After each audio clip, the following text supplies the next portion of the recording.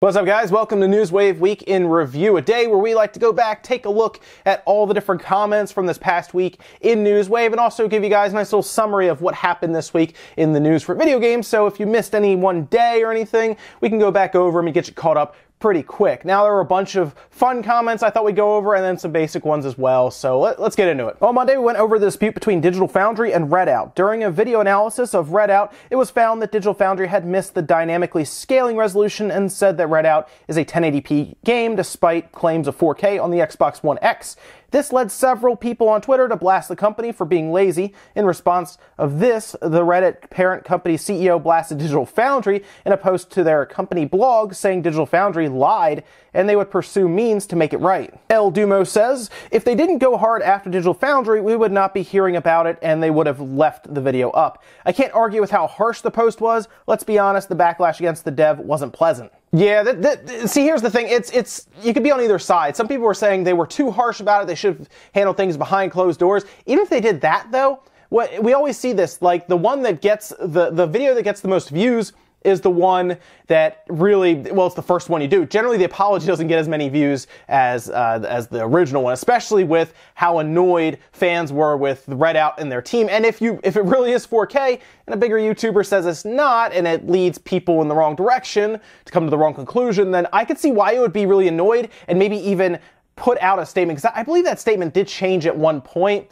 and it became less harsh, but I could see why you wouldn't be happy if you're a developer who put all that time in. I mean, crunch time is real, which means that there are people sleeping at their desk, you know, in the office, 80-hour work weeks and everything, and then to get it all done and out the door, and then people are blasting you for being lazy. I understand why that would be frustrating. Now, there's also the side of the coin here where it says, well, if they weren't that harsh, nothing would have happened. And that's a good point as well. If they just decided not to respond and all of Digital Foundry's viewers and fans stuck with it, there's a chance they would have lost sales. And of course, Digital Foundry may have just left the video up because no one was really correcting them in that manner. And now, who knows what means they may have taken if nothing happened with Digital Foundry, like they left the video up and everything. I don't know if it would have gotten to like legal remedies or anything like that, but it's interesting that YouTubers have this kind of effect on the industry at this point instead of just like website and press. It's almost empowering for some YouTubers to see that they can affect sales like that. But remember, you also have to be careful when you have that kind of power, right? I mean, we've heard it before, so I'm glad it got at least solved in some way. Digital Foundry retracted it, apologized, everything. So we're pretty much okay and everything's in the clear. Tuesday, we talked about the homebrew community that has grown around the Switch, finally moving emulators and ROMs to the little system. This has become a hot button topic as fans are still waiting for a virtual console announcement, and hackers have essentially beaten Nintendo to the punch. We also went over Intel and AMD's new Ultrabook chip that will provide discrete graphical capabilities in very thin notebooks. Cartman says, take your shirt off for 100K subs.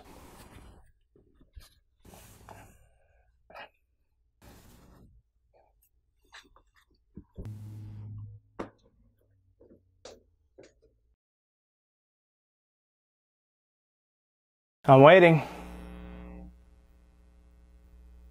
Starlink Nova says, AMD and Intel working together? Who would have thought that? Yeah, if you were doing computers, really like building them or trying to do computer gaming back in like the 90s, this is a shocker, an outright shocker for you, especially going into the 2000s when it really started to heat up at that competition between AMD and Intel. You think fanboy wars between consoles right now is bad? You should have seen the PC space back when it was Intel versus AMD.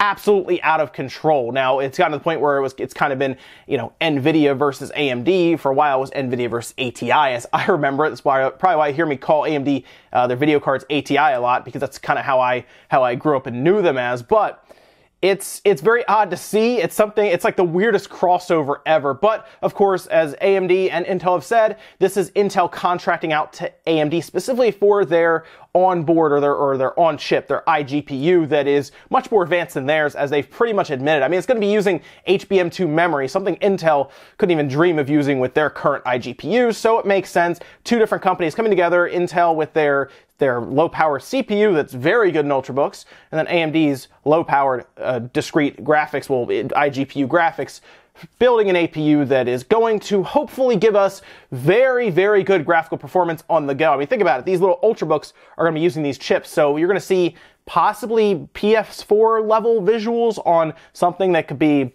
I mean, think of like any of those Ultrabooks that flip over, like the Yoga books and everything. Think of those, just being able to play things like Crisis 3, or you know, any of the other games that you see. Final Fantasy 15, that'd be a cool test on one of those when that comes out. So we'll see how they actually perform, and the biggest thing to look at are going to be thermals. So what's the temperature on these things and how hot do these Ultrabooks get? Wednesday, the Ultra Game Boy was unveiled by Hyperkin, giving fans of the original Game Boy a new system to buy that mimics the original shape with modern conveniences being added, such as a backlit screen. Stefan Gilliard says, "I don't see any advantage of this Game Boy clone. The best console to play Game Boy games in is the GBA SP, and it can be easily found. The GBA SP has good autonomy, can be put in the pocket, and can play Game Boy, Game Boy Color, and Game Boy Advance games. It's just perfect." I'm going to have to agree with you on that one. The Game Boy Advance SP, specifically you find the AGS 101 with the full backlit screen, which kind of looks like a DS Lite screen. There was word going around when this first came out that they were trying out the DS Lite screen, or at least the type of screen they were going to use. Of course,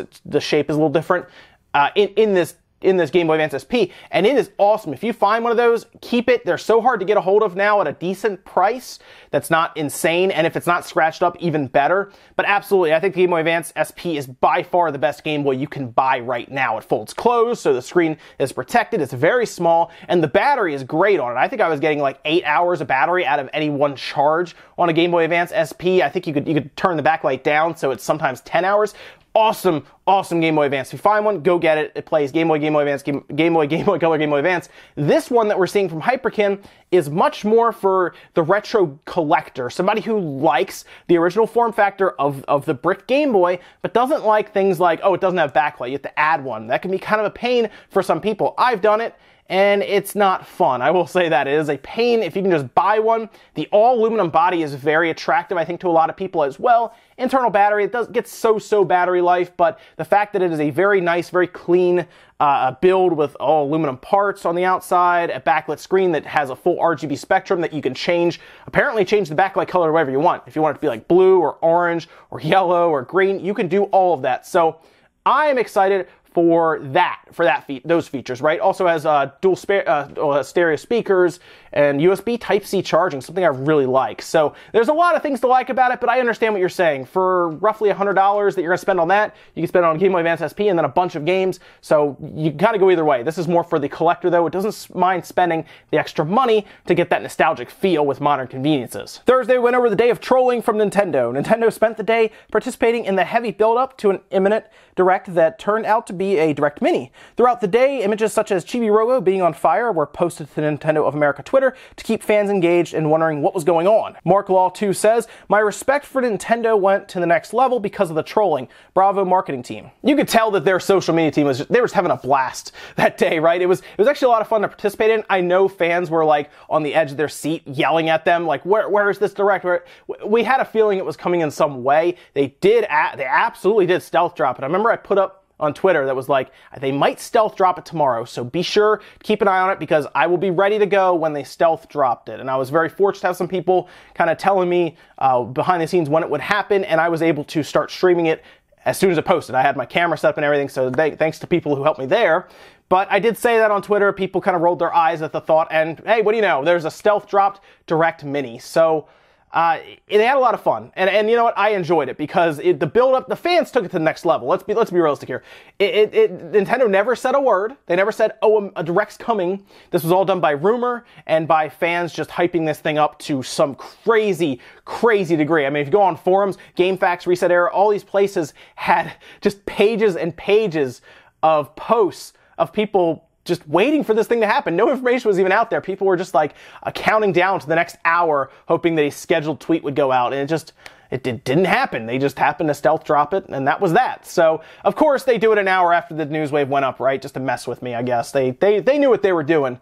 They just wanted news wave to get out, and then to put that out there just to take a shot, I guess, at Newswave. I know, Nintendo. Friday, we went over the long-awaited Direct Mini that featured several games heading to the Switch this year. While some were excited to see games such as Donkey Kong Tropical Freeze and Hyrule Warriors get announced, other fans were less enthusiastic, frustrated at the number of ports being brought over from the Wii U. Imposter Ditto says, I have a Wii U, but never played Tropical Freeze or Hyrule Warriors, so I'm very happy. See, this is interesting because I thought a lot of people who had a Wii U would have bought something like Tropical Freeze, even Hyrule Warriors. Tropical Freeze, by the way, awesome game. If you've never played it, it's a Nintendo Selects right now. I know you might want to get it on the Switch, but it's $20 right now on the Wii U, and it is super worth $20. It is an awesome game. I really liked the platforming was great. The visuals were very good. Like it was such a good looking game. The art style was awesome, and I had a lot of fun with that one. It was classic Donkey Kong, just kind of brought up to the I guess new age that we're in now with the kind of the 3D and the HD visuals and everything. They kept it 2D, of course, but they used an art style that gave it that kind of that 2.5D look. So I liked it a lot. It was kind of difficult at times, but I mean, I think that's good for people who like a challenge. Donkey Kong wasn't really an easy game back in the day anyway, so I don't think it got any harder than the originals. I just don't think a lot of people are used to the platforming, how difficult things were back then, and they kind of kept that difficulty when they moved it up. So I was happy to see it. I'm just shocked that some people have not played it on their Wii U, unless the Wii U turned into a Mario Kart and a Smash machine, which I guess is very possible. I guess some people just didn't even think Donkey Kong Tropical Freeze would be that interesting to them, even Hyrule Warriors. Although I think that might be the minority, but it still sold less than 2 million, so it didn't have, Donkey Kong did not have a great attach rate with the Wii U. 13 million systems, you sell less than 2 million. I understand why they'd want to bring that one over. It will get a second life on the Switch. It will sell more than it did on the Wii U on the Switch, so I'm happy with that. I'll look into it. It looks like it's gonna be $60 though, and it's $20 on the Wii U, and I already played it, so it's tough. It is. So I get why people are frustrated with the porting part, but you either have them or you don't. So if you don't want them, you just don't buy them. I don't see what the problem is with ports in this case, especially when there are games coming for the Switch, and I do think another Direct is coming soonish, so be ready for that, I guess. We'll see. We'll see, though, going forward here. There's just a lot of questions in 2018, and I don't think Nintendo can wait till E3 to answer all of them. Ladies and gentlemen, that's going to do it for Newswave Week in Review. Hope you enjoyed this look back at Newswave. Have some other stuff coming up, some reviews. I have the Nyko doc. I want to get that done and out this weekend for you, and then I have the Pocket C-Stick projector that I think will be a lot of fun. Going to try to get that done and out early this week coming up. But thank you so much for joining me here. I'm going to go look at my live counter to see if it's at 100,000 yet, since my shirt is now off. I think that should be now, right? I mean, it's a couple minutes later, so we should be good. But thank you guys so much for joining me here. If you enjoyed this video, hit the like button. It really helps out. If not, hit the dislike. Leave a bunch of comments down below about any of the stuff we went over today. Anything at all, whether it is the Nintendo Direct. Maybe you were happy. Maybe you were disappointed in the ports. Maybe you were like Imposter Ditto. Maybe you had the Wii U and you just didn't buy these games because you played Smash Brothers on it all day. You played Mario Kart on it all day. That's fine. I'm just curious, any Wii U owners out there who passed these games, now they're excited to play them for the first time on the Switch? Let me know about that, because it's, I feel like that's not everyone. I feel like most people bought these games on the Wii U. But hey, I could be wrong. Thanks guys for watching. I'll see you next time.